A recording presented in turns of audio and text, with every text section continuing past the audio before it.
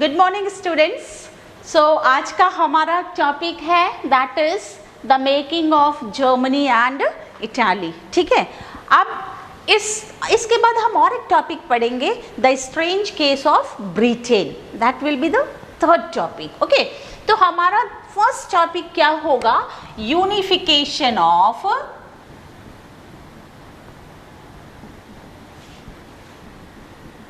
क्या होगा? Germany.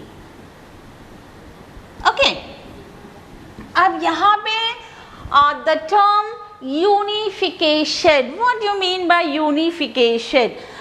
Unification का मतलब है एकीकरण करना। जैसे कि हम सब जानते हैं पहले जर्मनी क्या था? बहुत सारे टुकड़े टुकड़े स्टेट्स में बटा हुआ था कि नहीं? सो बहुत सारे टुकड़े टुकड़े स्टेट्स में बटे होने के कारण क्या था? उनकी यूनिटी नहीं बन पा रही थी, उनका अपना शेयर्ड कल्चर नहीं बन पा रहा था, उनका अपना शेयर्ड रिलीजन नहीं बन पा रहा था। सो वहाँ के जितने भी लिबरल्स थे और नेशनलिस्ट थे, उन्होंने सोचा कि जर्मनी का यदि हम यूनिफिकेशन कर दे, जो डिफरेंट स्टेट्स स्कैटर्ड है, फैले हुए हैं, बिखरे हुए हैं, अलग अलग हैं, उनको यदि हम एक साथ कर दे एंड एक मेन स्टेट बना दे, नेशन बना दे, तो हमारा जर्मनी एक बहुत बड़ा पावर बन सकता है। कहाँ पे?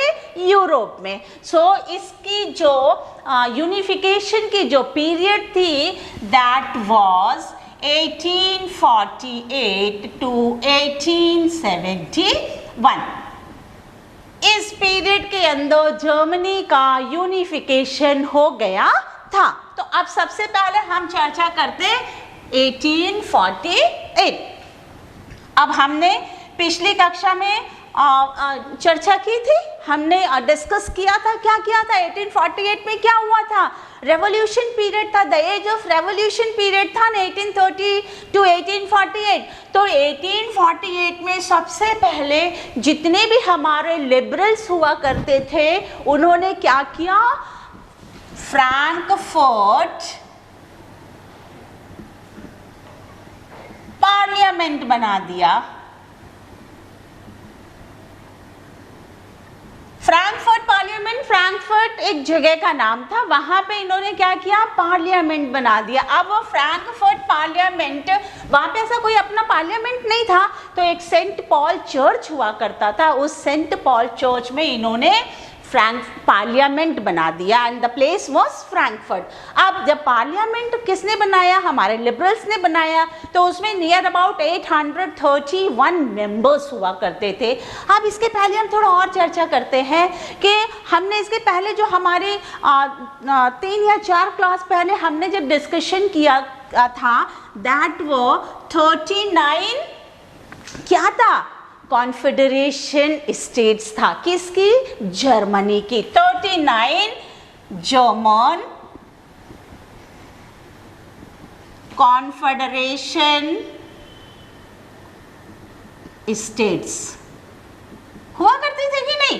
तो जो ये 39 जो स्टेट्स थे वो जर्मनी के थे, और इसको मिला के एक नेपोलियन ने किया था कि नहीं? क्योंकि नेपोलियन जो फ्रांस का राजा था, उसकी लालच इतनी बढ़ती जा रही थी कि वो अपना जो है किंगडम वो बढ़ाता जा रहा था। उसने जर्मन पे ऑक्यूपाई किया, इसके बाद उसने स्विट्जरलैंड पे ऑक्यूपाई किया, फिर इसके बाद उसने इटाली पे अपना जो है टेरिटरीज बढ़ाया। तो वो नेपोलियन जो है वो पावर के लालच में सबको अपने अधीन करता जा रहा था एंड ये नेपोलियन ने बनाया था 39 जर्मन कॉन्फेडरेशन स्टेट्स।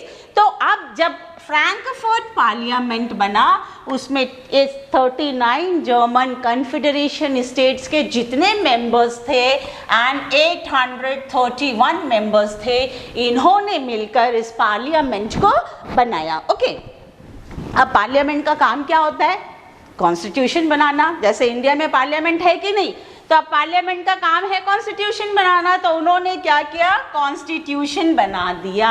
अब उन्होंने कैसा कॉन्स्टिट्यूशन बनाया? कॉन्स्टिट्यूशनल मोनार्की, मतलब राजा तो होगा, लेकिन वो राजा किसके हित में काम करेगा? उस जनता के हित में काम करेगा। All power should not be given to that monarchy, उस मोनार्की को पावर सारा नहीं दिया जाएगा। तो उन्होंने क्या किया, कॉन्स्टिट्यूशन बना दिया और उस कॉन्स्टिट्यूशन में कॉन्स्टिट्यूशनल मोनार्की हो गया।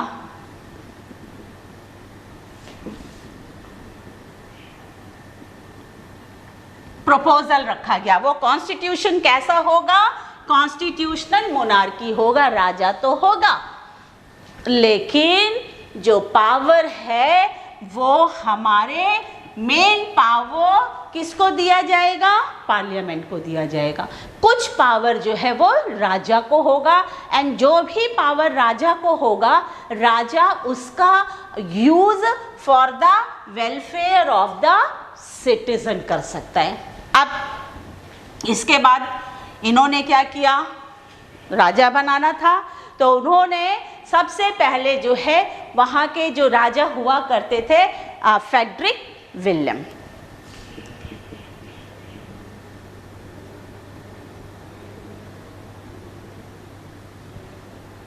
ओके, फ्रेडरिक विलियम को उन्होंने इनवाइट किया, आइए आप हमारे जर्मनी के क्या बन जाइए, मोनार्की बन जाइए, राजा बन जाइए। अब इन्होंने क्या कर दिया, इसको टोटली रिफ्यूज कर दिया, इस ऑर्डर को या इस प्रस्ताव को, नॉट ऑर्डर, इस रिक्वेस्ट को, इन्होंने इस रिक्वेस्ट को टोटली रिफ्यूज कर दिया। क्यों भाई, राजा बनना था, राजा बनाने के लिए ऑफर दिया गया था, अब क्यों इन्होंने रिफ्यूज किया, इसका भी तो कुछ कारण होगा। यस, इसका कारण यही है जो मैंने पहले बताया था, द मेन पावर वो विथ द पार्लियामेंट, पार्लियामेंट के पास ज़्यादा पावर होगा एंड सम लिमिटेड पावर वो विद दैट मोनार्की। उनको पसंद नहीं आया, उन्होंने क्या किया, रिफ्यूज कर दिया। ओके, लेकिन ये जो फ्रैंकफर्ट पार्लियामेंट था,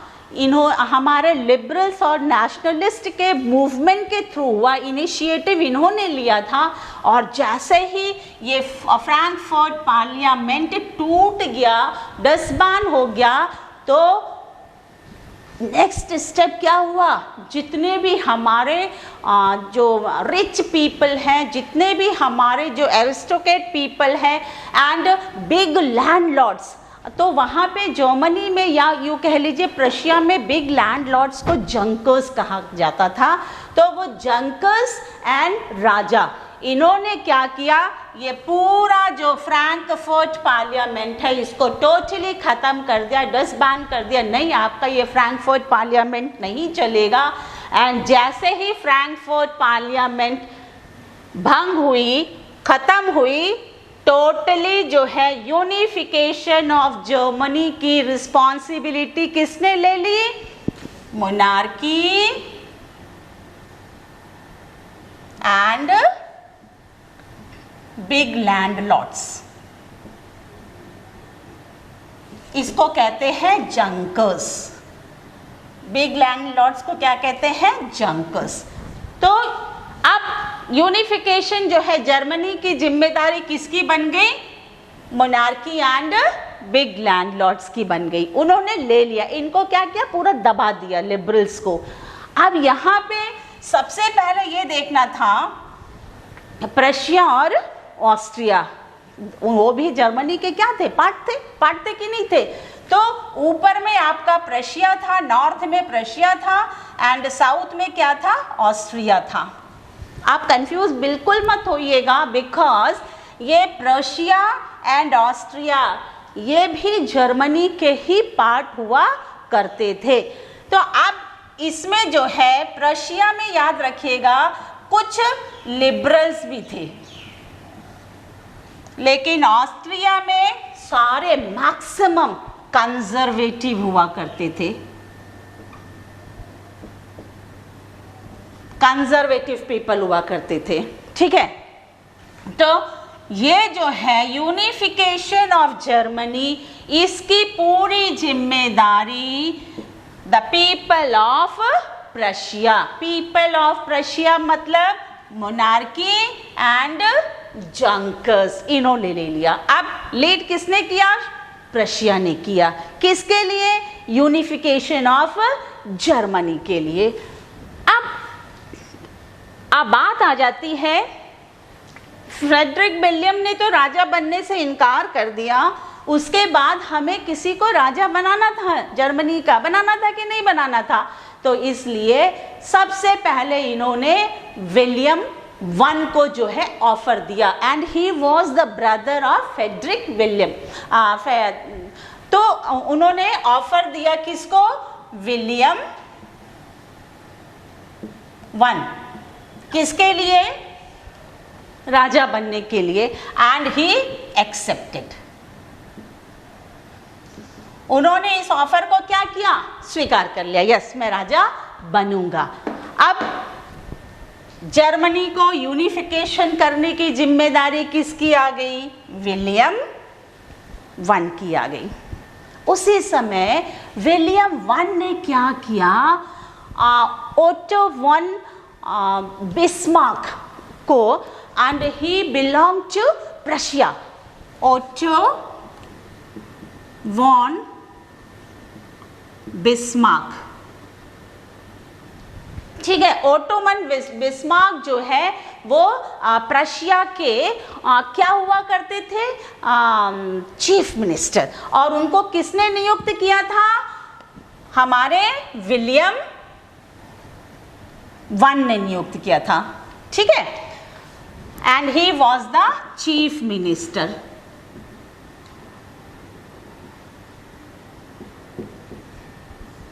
ऑफ प्रशिया। विलियम ने जैसे ही राजा की गद्दी संभाली, सबसे पहला काम इन्होंने क्या किया? ओटो वॉन बिस्मार्क को अपना चीफ मिनिस्टर बना दिया। अब इन्होंने ओटोमन बिस्मार्क से जर्मनी के यूनिफिकेशन की बात की। तो ओटोमन बिस्मार्क ने कहा, ओके आप बिल्कुल चिंता मत कीजिए, ये जो है जर्मनी को यूनिफिकेशन करने की पूरी जिम्मेदारी मेरी है। और इसीलिए he was also known as the architect of Germany, ठीक है। Architect of unification of Germany.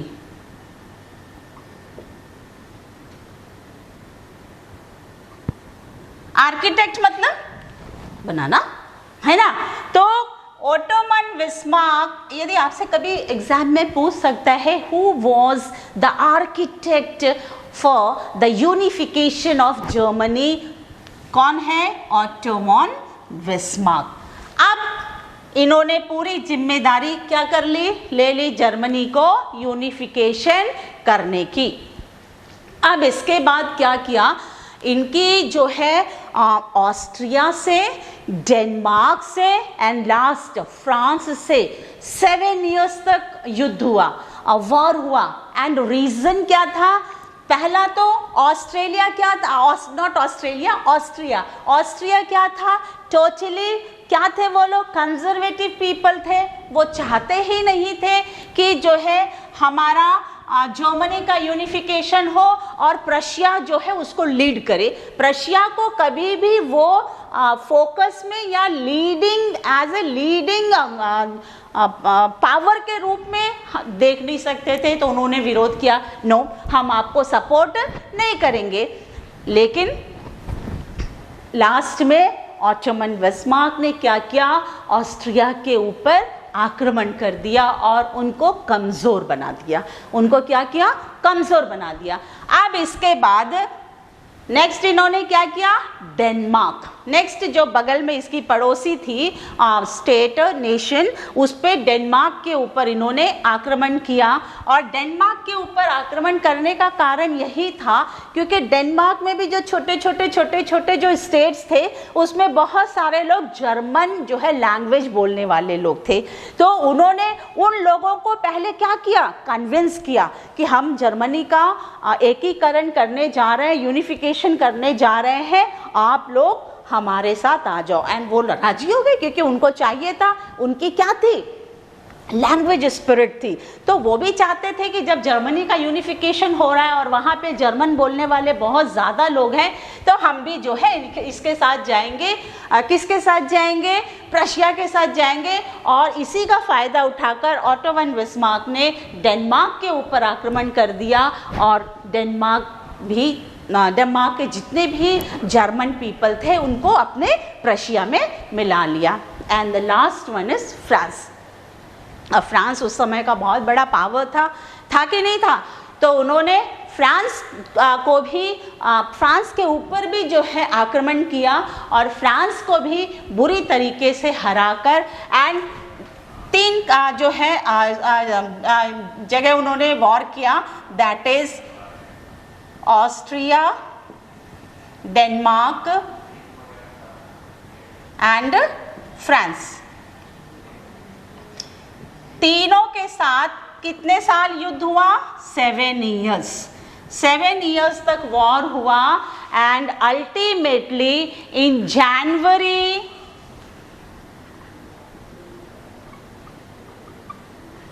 1871 जो है यूनिफिकेशन, जो हमारा टारगेट था यूनिफिकेशन ऑफ जर्मनी, यूनिफिकेशन है जर्मनी का हो गया।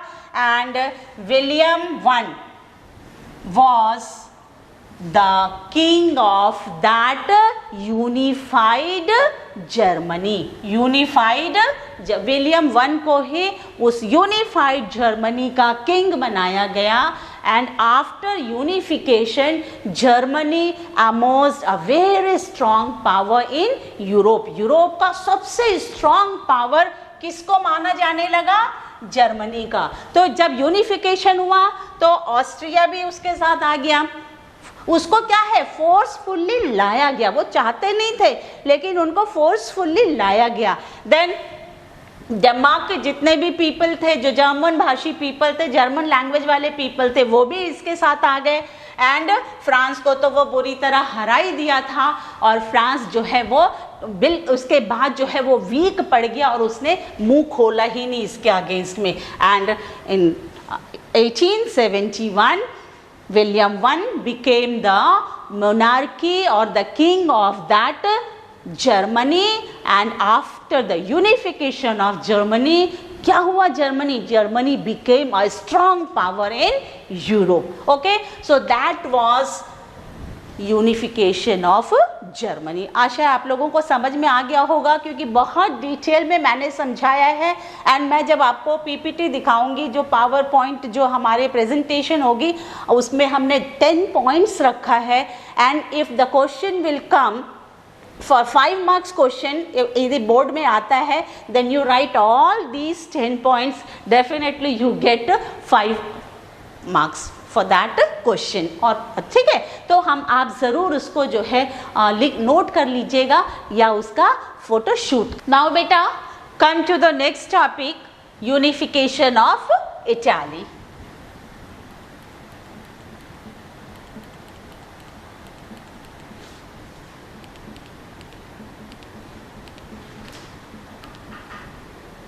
ओके, और अब इसका पीरियड क्या होगा, दैट was 1848 to 1870। जर्मनी का हमने कहाँ तक किया था, 1871 तक, लेकिन यहाँ पे हम 1 साल पहले ही इसका यूनिफिकेशन इटाली का हो चुका था। अब यहाँ पे आ जाता है इटली के जो यूनिफिकेशन है। इटली के यूनिफिकेशन में यदि मैं कहूँ तो सबसे जो मेन नाम, इसके पहले भी हम लोगों ने चर्चा की थी, किसका, मैजिनी। चर्चा किया था हम लोगों ने मैजिनी का। Who was Mazzini? इसके पहले हमने चर्चा किया था, ही वॉज अ ग्रेट क्या, रेवोल्यूशनरीज ऑफ इटली, बहुत बड़ा रेवोल्यूशनरी थे ये इटली के, and he made 2 secret societies. 2 secret societies किस लिए बनाया था, किसके लिए बनाया था? Against conservative people and monarchial system, है ना। लेकिन इन्होंने बहुत मेहनत किया, लेकिन 1831 में इनको जो है सक्सेस नहीं हो पाए, इनको लोगों ने दबा दिया, तो ये मामला यहीं पे खत्म हो जाता है। इन्होंने अपनी तरफ से बहुत कोशिश किया, because he was an Italian. पहली बात, इनको इटली से बहुत प्रेम था, क्योंकि ये इटालियन थे और ये चाहते थे कि जो भी इटली में हो वो बहुत ही अच्छा हो, और इसके लिए इन्होंने इटली के यूनिफिकेशन की बात इनके मन में हमेशा रहती थी, क्योंकि ड्यूरिंग 19th सेंचुरी, आप यदि अर्ली ऑफ 19th सेंचुरी की बात लीजिए, इटली जो है डिफरेंट छोटे टुकड़ों में बटा हुआ था, and you can say 7 states, जो 7 स्टेट्स हुआ करते थे, 7 स्टेट्स में बटा हुआ था। लेकिन मेज़नी का हमेशा ये एक थॉट रहता था, how I can be able to make the unification of Italy.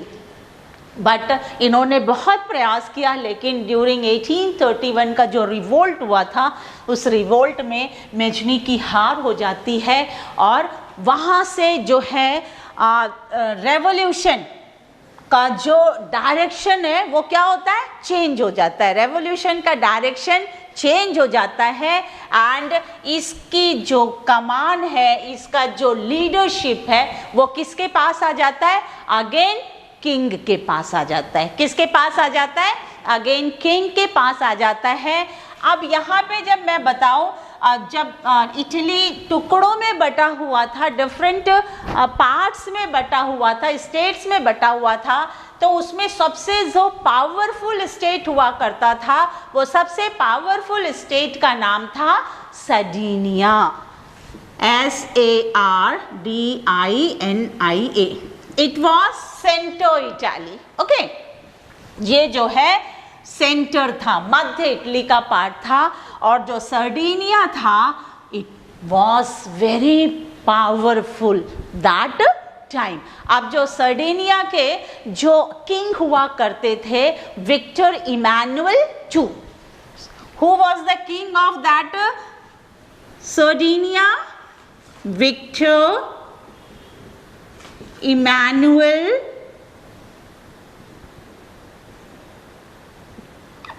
II, okay. Victor Emmanuel II, वो जो है वहाँ के किंग हुआ करते थे। अब पूरी जिम्मेदारी जो है किसके ऊपर आ गई? विक्टर इमैनुअल II के ऊपर आ गई, for the unification of Italy, for the unification of Italy. अब सेम कहानी होती है, कैसी? जर्मनी के जैसा। जैसे उन्होंने ऑटो बॉन बिस्मार्क को अपना चीफ मिनिस्टर बनाया था, इन्होंने क्या किया? आप काउंट कैवर, एक बहुत ही फेमस नाम है, जिनको कहा जाता है he was also the architect of unification of Italy, count Cavour.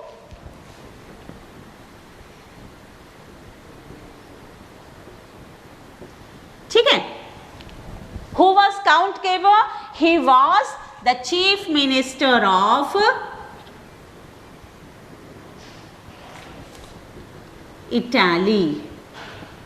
ये भी जो है चीफ मिनिस्टर के इटाली थे, एंड विक्टर इमैनुअल जो है, he appointed Count Cavour as a chief minister of Italy. अब इन्होंने कहा जिम्मेदारी इमानुअल ने काउंट केवर को दे दिया, ये आपकी जिम्मेदारी है, इटाली को यूनिफाइड करना है, यूनिफिकेशन करना है, जो टुकड़े टुकड़े स्टेट्स में बटा हुआ है। अगेन इनकी भी वही बात थी, नो फिकर, मैं करूँगा आपका काम, एंड इन्होंने अपना पूरा मोनोपोली बनाना शुरू कर दिया। How to make Italy as a unified nation. तो इसमें इन्होंने क्या किया, सबसे पहला 1861 में 1861 याद रखिएगा, 1861 में इटली को इन्होंने यूनिफाइड कर दिया। यूनिफिकेशन इटली का हो गया, किसके, काउंट केवर के वजह से। इन्होंने जो है सबको, जितने भी छोटे छोटे जो पार्ट्स थे उनको कन्विंस किया, उनके साथ बात की, एंड सारे जो है उसके जो छोटे छोटे टुकड़े थे वो सब राजी हो गए इटली के साथ शामिल होने के लिए। एंड बाय 1861 इटली का यूनिफिकेशन किसके वजह से हुआ, काउंट केवर के वजह से हुआ। एंड सर्डिनिया के जो विक्टर इमानुअल II थे, he became the king of that Italy. And आप अभी जानते हो रोम क्या है, इटाली का कैपिटल है, लेकिन ड्यूरिंग 1861 रोम अभी भी इटाली का पार्ट नहीं था, रोम इटाली से अलग था। बट इन 9 years, in 1870 इन्होंने रोम को भी इटाली में मिला लिया। And in 1871 Rome became the capital of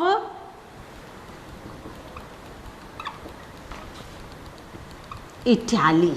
okay, so इस तरह जो है रोम इटाली का क्या बना, कैपिटल बना। 1861 तक रोम जो है इटली के साथ नहीं था, बट ड्यूरिंग 1870 इन्होंने रोम को अपने साथ मिलाया। And in the year 1871 Rome became the capital of Italy. तो यहाँ पे जो है आप लोगों को बहुत ज़रूरी है याद रखना कि during the unification of Italy, who was the king of Italy, Victor Emmanuel II, and he belong to Sardinia part, जो इटली का जो सेंटर पार्ट था सर्डिनिया पार्ट से बिलोंग करता था। And Sardinia was the most powerful state of that Italy. Italy का जो है सबसे मोस्ट पावरफुल पार्ट हुआ करता था, दैट वाज सर्डिनिया। एंड जो विक्टर काउंट केवर है, he was elected as chief minister by Victor Emmanuel, and he was given power to make the unification of Italy, and ultimately finally Count Cavour ने Italy का unification कर दिया। And in 1870 Italy का unification complete हो गया, जब उसमें रोम भी आ गया। एंड 1871 में Rome became declared as the capital of Italy. तो ये सारी पॉइंट्स है इटली के यूनिफिकेशन का बेटा, आप लोग इसको भी अच्छे से पढ़ लीजिएगा। Okay, then come to next topic, that is the strange case of Britain। हमने जर्मनी पढ़ लिया, हमने इटली पढ़ लिया, अब हम आते हैं ब्रिटेन का जो स्ट्रेंज केस, अनोखी घटना, ब्रिटेन ने ऐसा क्या कर दिया था, चलिए हम इसके बारे में अब डिस्कस करते हैं। Okay, now come to the third topic, that is the strange case of Britain.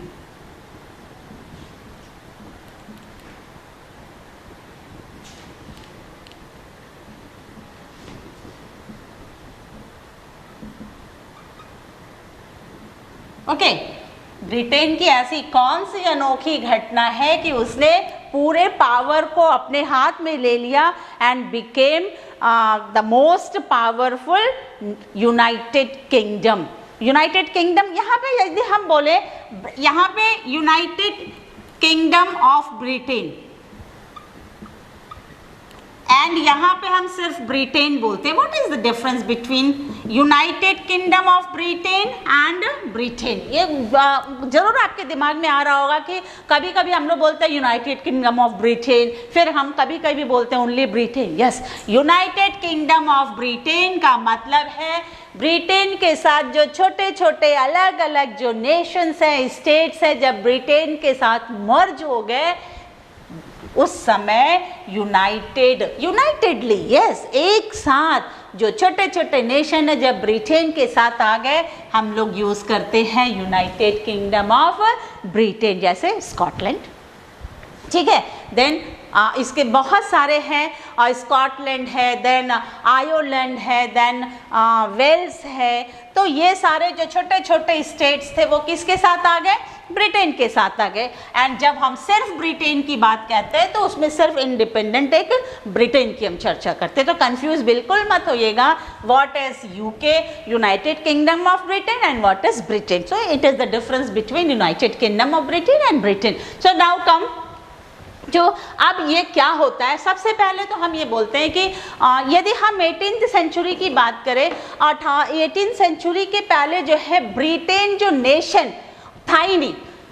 मतलब एक ब्रिटेन देश है या नेशन है, राष्ट्र है, इसकी किसी कोई इसका वो आधार ही नहीं था, बेस ही नहीं था. लेकिन धीरे धीरे धीरे धीरे जो है उसने अपने पावर को समझा, उसने अपनी वेल्थ को स्ट्रॉन्ग किया और इसकी वजह से वो एक नेशन डिक्लेयर्ड हुआ. क्यों नहीं Britain before 18th century Britain एक नेशन क्यों नहीं था? Because the different ethnic composition of people, बहुत सारे रिलीजियन के लोग जो है वो ब्रिटेन में रहते थे. फॉर एग्जाम्पल इसके पहले हमने कहा Ireland, Scotland, English people, then Wales people, ये सारे जो है वो लोग कहाँ रहते थे? ब्रिटेन में रहते थे. और बहुत सारे एथनिक कॉम्पोजिशन लोगों के रहने के कारण इनकी अपनी कोई एक कॉन्क्रीट या शेयर्ड आइडियोलॉजी नहीं थी. लेकिन ब्रिटेन ने अपने वेल्थ के दम पर, वेल्थ मतलब इकोनॉमिकली स्ट्रॉन्ग, वेल्थ के दम पर एंड पावर के दम पर इनको क्या किया? इनको अपने ब्रिटेन में मिला लिया और इनके ऊपर क्या करने लगा? शासन करने लगा, राज करने लगा. तो अब इस जब हम जानते हैं इनकी कोई अपनी एथनिक जो है इनकी अपनी कोई कॉमन रिलीजन नहीं था, इनका अपना कोई कॉमन लैंग्वेज नहीं था, डिफरेंट एथनिक कॉम्पोजिशन के लोग रहते थे. तो जब ब्रिटेन ने कहा कि यदि हमको इनको अपने देश में मिलाना है तो सबसे पहले हमको क्या करना है? एक कॉमन आइडेंटिटी अपनी बनानी होगी कि नहीं बनानी होगी? तो इन्होंने अपनी कॉमन आइडेंटिटी बनाने के लिए नेशनल क्या बना डाला? एंथम बना डाला. देन नेशनल फ्लैग बना डाला, नेशनल लैंग्वेज बना दिया. एंड ये सारा चीज बनाने का कारण क्या था? अपनी सुप्रीमेसी को दिखाना था. Yes, I am the supreme power of this area. तो इन्होंने ब्रिटिश फ्लैग बना दिया, ब्रिटिश नेशनल एंथम बना दिया, देन इंग्लिश लैंग्वेज को कॉमन कर दिया. तो सबसे पहले इन्होंने क्या किया? ड्यूरिंग 1707 स्कॉटलैंड के साथ मिलकर इन्होंने क्या किया? एक यूनियन बनाया. इसको एक्ट ऑफ यूनियन कहते हैं. एंड एक्ट ऑफ यूनियन के अंतर्गत इनका एम क्या था? United Kingdom of Great Britain banana. That is in 1707 it was act of union. And what was the motto of that union? In the formation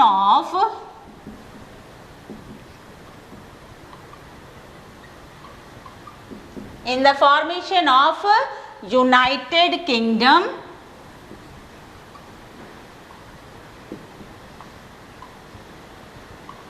of Great Britain. इसके लिए किसको लिया इन्होंने? ब्रिटेन एंड स्कॉटलैंड, इन दोनों ने मिला के, इन दोनों ने मिलकर जो है इसको बनाया। ठीक है, अब जैसे इन्होंने बना दिया पार्लियामेंट, इसके साथ ही साथ इन्होंने क्या बना दिया? अपना पार्लियामेंट बना दिया। And that parliament was dominated by only English people. That, इसके बाद तुरंत इन्होंने पार्लियामेंट बना दिया। And that parliament was dominated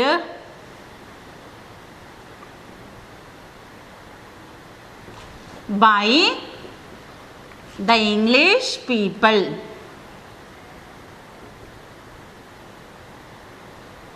ठीक है, तो अब इसके साथ क्या आ गया? स्कॉटलैंड आ गया। सबसे पहले इन्होंने क्या किया? स्कॉटलैंड को मिलाया अपने साथ। अब इसके बाद आयरलैंड को मिलाना था। अब आयरलैंड को मिलाने के लिए जो है इनके लिए बहुत बड़ा चैलेंज आया, बिकॉज आयरलैंड में इतने कॉम्पोजिशन वाले लोग रहते थे तो क्रिश्चियन लोग कैसे लोग थे? क्रिश्चियन थे, क्रिश्चियन पीपल थे। बट दो तरह के थे। The first one is Catholic and the second one was, यहाँ पे वॉज है, the first one was Catholic and the second one was Protestant. ठीक है, एंड सेकेंड वन वॉज जो है वो क्या थे? प्रोटेस्टेंट थे। अब प्रोटेस्टेंट में क्या हो जाता है? ये माइनॉरिटी में थे, they were in minority and they were in majority. Where? Ireland. Well, no confusion. Where? Ireland. ठीक है, अब इन्होंने क्या किया? तुरंत आयरलैंड के जो माइनॉरिटी पीपल है, बिकॉज आयरलैंड को इनको क्या करना था? ब्रिटेन को अपने में शामिल करना था कि नहीं शामिल करना था? तो इन्होंने क्या किया? वहाँ के जो पीपल हैं, जो माइनॉरिटी कम्युनिटी वाले जो पीपल हैं, इनको अपने उसमें शामिल करना था। और इसलिए इनको माइनॉरिटी वाले पीपल को इन्होंने जो है कॉन्फिडेंस में लिया। यदि माइनॉरिटी वाले पीपल के साथ ये स्ट्रगल करते हैं तो डेफिनेटली क्या होगा? मेजॉरिटी वाले जो लोग हैं वो हमारे साथ आ जाएंगे। आपस में इन दोनों की क्या चल रही थी? क्लैशेस चल रही थी पावर को लेकर। ये हमेशा डोमिनेट करते थे प्रोटेस्टेंट को, तो ब्रिटेन ने एक चाल चला, इन्होंने प्रोटेस्टेंट से कहा मैं आपको हेल्प करूंगा। किसके अगेंस्ट? कैथोलिक के अगेंस्ट। इन्होंने यस कर दिया और ब्रिटेन ने क्या किया? तुरंत जो है आक्रमण कर दिया और प्रोटेस्टेंट को हेल्प किया। जब प्रोटेस्टेंट को इन्होंने हेल्प किया तो कैथोलिक जो है वो क्या हो गए? नाराज हो गए और इसी का फायदा उठा के इन्होंने आयरलैंड को पूरा वीक कर दिया, क्योंकि प्रोटेस्टेंट तो इनके साथ हो गए और इसके बाद इन्होंने क्या किया? आयरलैंड को भी अपने अंदर मिला लिया। ड्यूरिंग, तो किसके साथ लड़ाई हुआ इनका? आयरलैंड के साथ लड़ाई हुआ एंड कैथोलिक पीपल के साथ हुआ। And during 1798 they defeated Ireland. और जैसे इन्होंने आयरलैंड को, किसने डिफीट किया? नॉट प्रोटेस्टेंट, ब्रिटेन ने डिफीट किया। किसने डिफीट किया? ब्रिटेन ने डिफीट किया। और जैसे ही वो डिफीट होते हैं इन 1801, याद रखिएगा, this year is very important year, and 1801 force के साथ जो है इन्होंने आयरलैंड को अपने ब्रिटेन में मिला लिया। In 1798 they defeated Ireland, but in 1801 they forcibly merge Ireland into किसमें? United Kingdom of Great Britain. और इसी के साथ जो है a new concept of British nation emerged and उसमें जो है कौन people dominate करते थे? English people dominate करते थे. So this is the story of the strange case of Britain. इसमें जो है आप याद रखिएगा different ethnic composition के लोग रहते थे, कौन कौन से Ireland, Scotland, Wales and English people तो रहते ही थे. तो सबसे पहले 1707 में इन्होंने जो स्कॉटलैंड के पीपल है, स्कॉटलैंड के पीपल के साथ जो है पार्लियामेंट बनाया था and that parliament was totally dominated by the English people. And during जो है ये आपका आयरलैंड है, आयरलैंड के ऊपर इन्होंने अटैक किया and during 1798 they defeated Ireland and finally 1801 they merge Ireland into United Kingdom of Great Britain. So बच्चों ये था आज का हमारा 3 टॉपिक. आशा है आपको समझ में आ गया होगा. ऑलमोस्ट हम लोग अब कंप्लीशन की ओर है. लास्ट हमारा एक छोटा सा टॉपिक बचा हुआ है. May be next class we will complete that topic and finally the rise of nationalism will be completed. Okay, thank you.